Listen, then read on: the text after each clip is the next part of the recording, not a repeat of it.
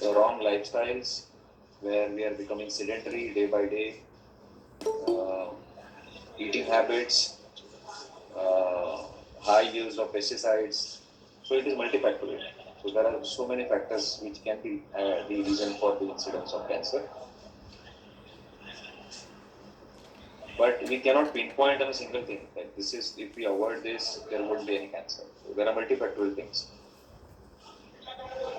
So we will divide the talk into two parts. First is what are specific tests which we can do to prevent from cancers, and what are the in general measures which we can do for cancers, prevention of cancer. So in general, I'll discuss the in general measures which we should do to prevent incidence of cancer. First thing is, the most important thing is lifestyle measures. We should all keep our weights under control. Our body mass index, which is called as BMI, should be less than 25. We should exercise for 30 minutes every day, have a good fruit intake in our diet, and have a good sleep of 8 hours. If we are able to follow this lifestyle, we can definitely help ourselves in prevention of the cancer. In our eating habits, we should avoid high processed food, high preservative containing foods, right, stored meat, and packaged food as much as possible. Eat as much as possible which is organic if possible, and eat as much as possible which is grown and not stored food. These are the things which we can do in general for prevention. So eating habits, a good lifestyle is what we can contribute with good amount of exercise. Rest of the things are within our limits. While going through a polluted area, we can wear a mask. That is what we can do to prevent our lungs. If there is somebody smoking around, we can just stay away to avoid second-hand smoking. Keep our children away from second-hand smoking. So these are the preventive measures in general, which all of us should follow, and that can certainly decrease some amount of risk that we carry from our surroundings and overall environment for positive agent and cancer. Now comes, what are the specific tests? Many times people come and ask us, can I do certain tests to detect whether I can have cancer, or can I detect it early? Are there certain tests that you give me once in a year and I'll do those and I'll be certain that I don't have cancer? So as such, there are only 2 tests in females and 1 in males for screening of cancer, and there are no other as such tests which can be prescribed to general population.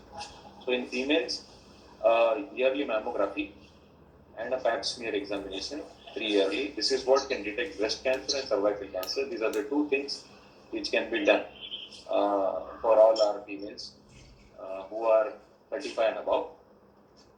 In general, for males who have a history of prostate cancer in their family, they can do PSA testing right from the age of 50. So these are the 3 tests which we can do for prevention. Apart from this, there are no certain screening guidelines for any of us. So these were the few things which I wanted to share, but I would like to know from the audience their questions. Ultraviolet rays can cause one of the cause? No. No? Ultraviolet rays cannot cause. Even mobile phone rays? No, we don't know whether mobile phone can actually cause cancer. We don't know that. Okay. Industrial pollution and all this thing. I think we will say take two cancer in male and 2 cancer in female. Most is the in female breast cancer. We will see what are the signs and symptoms of breast cancer. Signs and symptoms, usually breast lump can be palpable lump, guard Kalaskar breast. This is the usual common sign, or maybe a blood like discharge from the nipples. These are the usually signs and symptoms of breast cancer. Okay. And nipple discharge is there. And shape and size also change, na? Yes. Okay. And preventive measures for that, mammography can done. Screening mammography every year after 35 years. But in every person, hereditary. Where is the hereditary? And No, so hereditary cancers, the screening are different. In general, for females, How from 35 frequently to we can do? How frequently? Every year. yearly, Okay, after yearly we can 35. do. Ah. After that. And what are the BRCA mutations? There are certain genetic mutations which can cause cancer. One of them is BRCA mutations. Okay. The family which has BRCA mutation in the family, cancer can be seen in generations. So this is very important. People should screen themselves for who have family history of cancer. They should screen their family members for BRCA mutation, Acha. which is called as genetic testing. Okay. Something about genetic counseling and genetic testing. So if there is a one or two members of if there are one or two members of cancer in the family, then we advise the patients complete called as a genetic test. But before going for the genetic test, it is important that the patient should understand what is the genetic test. If she is positive, what is the risk associated to her because of the genetic test? Okay. What is the risk associated to her children or her sister or her brother or other family members? So to understand that, we suggest them something called as a genetic counseling. By doing genetic counseling, they understand in detail about genetic. Okay. And what is the cost of that? Positive, they deduct the family. So it is always advisable to go ahead with the genetic counseling properly and it will cover the in insurance genetic testing. No, I don't No, think no. so. It is covered in insurance. Then another one is lung cancer in male, even female. What are the signs and symptoms? Excuse me, doctor. Okay. Speak. Yes. Yes. Yes, good evening, doctor. Just wanted to check out one doubt I have. I have heard like from my gynecologist, if you do mammography, so it shows 3 years of results. Like, is it true or it's just a myth? It shows What? 3 years of. it shows 3 years of. It doesn't, right? Not for 3 years. No. It 3 years shows of whatever is like. that. No.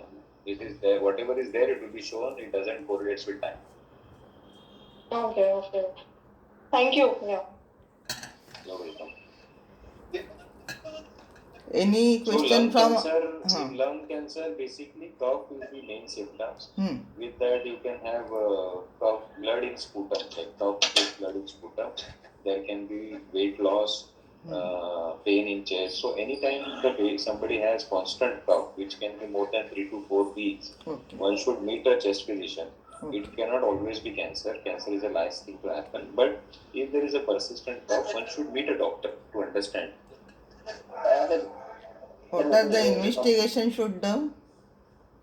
Usually, if there is a persistent cough, then a CT scan of the chest is recommended to check what is the cause of the cough.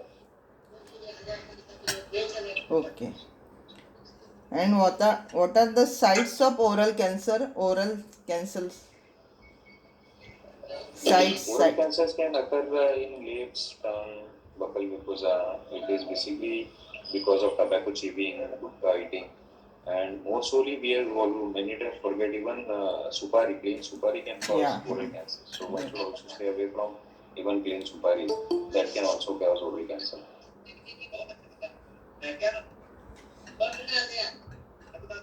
Any question from audience? Kalpana? Any question? Jayanti madam is, I think. Okay. Jayanti madam, you want to ask something because your mic is on. Some disturbance in also. No, I can hear you properly. No but problem. you should mute the mic. Please keep your mic on mute. Some disturbances. Some disturbances is there. Okay. Whenever you want to ask, please unmute it. Okay. I'll do it once again. What are the signs and symptoms of ovarian cancer and cervical? Both. For cervical cancer, usually it occurs in middle-aged females mainly. It can occur in late age also. Foul smelling cervical discharge, that is per vaginal discharge, or foul smelling while urination if there is a lot of small spill. This can be symptoms, or there can be blood passing through the urinary region. These are the symptoms of cervical cancer, or even increased pain during intercourse can be a sign of cervical cancer. For ovarian cancer, there are no as such symptoms specific, but abdominal fullness, pain in abdomen, these are the symptoms of ovarian cancer. Okay. For that, we can do PET scan only, no? PET scan Yeah, we can do or a PET sonography. staging, yes, we can do a PET scan, yes. And role of ovarian HPV vaccination in cervical. HPV vaccination should be given to all females up to the age of 26 ideally for prevention of cervical cancer. It's a very good vaccine. 2 doses are required, and this can help in prevention of cervical cancer. And prostate cancer in male? As such, there are no testing for prostate cancer in male, but increased frequency in urine menstruation, pain while menstruation, difficulty in menstruation, burning while menstruation, one should go and consult a urologist. The urologist will check, and then in some patients there can be a reason-free prostate related cancer. But most of the times it is not cancer, it is just enlargement of the prostate. But any symptoms related to urine after 50 years, one should see a urologist.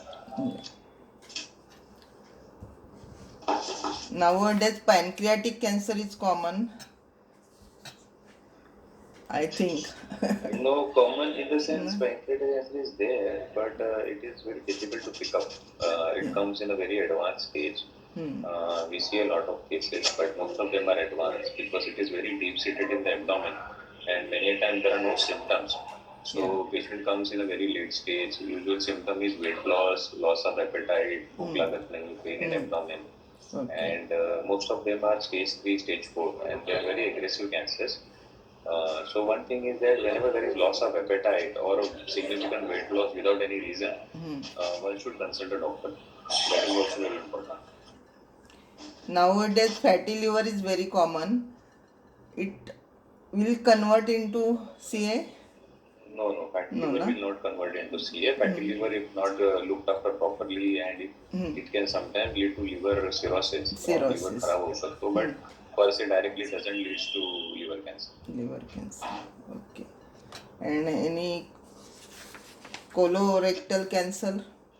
About something? Colorectal cancers or intestinal cancers, the symptoms are like blood in stools or difficulty in passing stools, constipation, pain while passing stools, even weight loss, loss of appetite.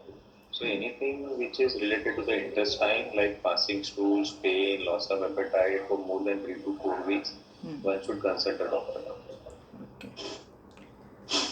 Okay. Uses of blood marker in cancer, CA125 and all these things. See, blood markers are basically proteins expressed by specific tumors. So they should be done for treatment part. Only so whenever there is a treatment part. cancer, whenever there is a cancer, you will see these proteins increased in the blood. Okay. So they can be used for treatment purpose, not for screening purpose. Okay.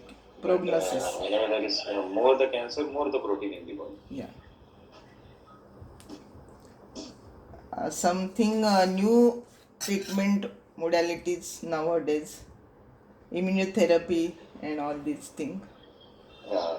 So there is immunotherapy is the new thing, which is very interesting, which can be given for lung cancer and many cancers. It actually stimulates the patient's own immunity to kill the tumor. So it is quite new and very exciting.